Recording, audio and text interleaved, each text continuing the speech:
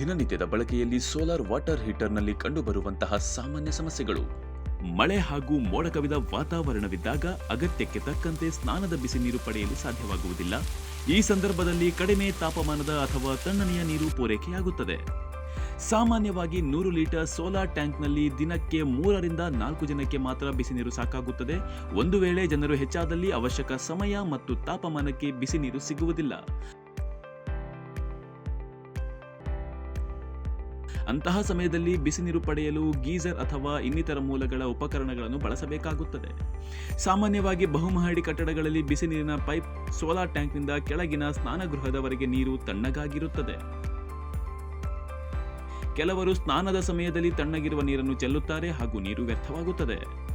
ಈ ಮೇಲ್ಕಂಡ ಸಮಸ್ಯೆಗಳಿಗೆ ನ್ಯೂಟೆಕ್ ಈಗ ಪರಿಚಯಿಸುತ್ತಿದೆ ಹೊಸ ಸಾಧನ, ಅದುವೇ ಡಿಜಿಟಲ್ ಟೆಂಪರೇಚರ್ ಕಂಟ್ರೋಲ್ ಸಿಸ್ಟಮ್. ಇದರಲ್ಲಿ ನಿಮ್ಮ ಸ್ನಾನದ ಸಮಯ ಮತ್ತು ಬೇಕಾದ ತಾಪಮಾನವನ್ನು ನಿಗದಿಪಡಿಸಬಹುದು.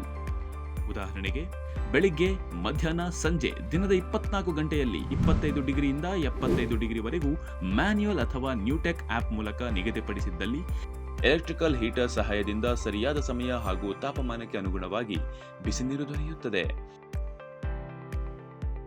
ಈ ಸಿಸ್ಟಂನಲ್ಲಿ ರಿಟರ್ನ್ ಲೈನ್ ಸೌಲಭ್ಯ ಒದಗಿಸಿದ್ದು, ಪೈಪ್ಲೈನ್ನಲ್ಲಿರುವ ತಣ್ಣನೆಯ ನೀರು ವ್ಯರ್ಥ ಮಾಡದೆ ತಕ್ಷಣ ಬಿಸಿ ನೀರು ಪಡೆಯಬಹುದು. ಉದಾಹರಣೆಗೆ, ಸಮಯ 6ರಿಂದ 9 ಹಾಗೂ ಪೈಪ್ಲೈನ್ ಟೆಂಪರೇಚರ್ 35 ಡಿಗ್ರಿ ನಿಗದಿಪಡಿಸಿದ್ದಲ್ಲಿ ರಿಟರ್ನ್ ಲೈನ್ ಪಂಪ್ ಆನ್ ಆಗುತ್ತದೆ. ಇದರಿಂದ ಪೈಪ್ಲೈನ್ನಲ್ಲಿ ತುಂಬಿರುವ ತಣ್ಣನೆಯ ನೀರು ಸೋಲಾರ್ ಟ್ಯಾಂಕ್ ತಲುಪುತ್ತದೆ ಹಾಗೂ ಹಾಟ್ ವಾಟರ್ ಪೈಪ್ನಲ್ಲಿ ಬಿಸಿ ನೀರು 35 ಡಿಗ್ರಿ ತಾಪಮಾನ ತಲುಪಿದಾಗ ಸೆನ್ಸರ್ ಮೂಲಕ ತಕ್ಷಣ ಪಂಪ್ ಆಫ್ ಆಗುತ್ತದೆ. ಈ ನಿರಂತರ ಪ್ರಕ್ರಿಯೆಯಿಂದ ಬಹುಮಹಡಿಗಳಿದ್ದರೂ ನೀರು ವ್ಯರ್ಥವಾಗದೆ ಸೋಲಾರ್ ನಲ್ಲಿಯಲ್ಲಿ ನೀರು ಬಿಟ್ಟಾಗ ತಕ್ಷಣ ಬಿಸಿ ನೀರು ದೊರೆಯುತ್ತದೆ. ಈ ಮೇಲ್ಕಂಡ ಡಿಜಿಟಲ್ ಕಂಟ್ರೋಲ್ ಸಿಸ್ಟಂನಿಂದ ಸ್ನಾನದ ಸಮಯಕ್ಕೆ ಯಾವುದೇ ತೊಂದರೆ ಇಲ್ಲದೆ ನಿರಂತರ ಬಿಸಿ ನೀರು ದೊರಕುತ್ತದೆ.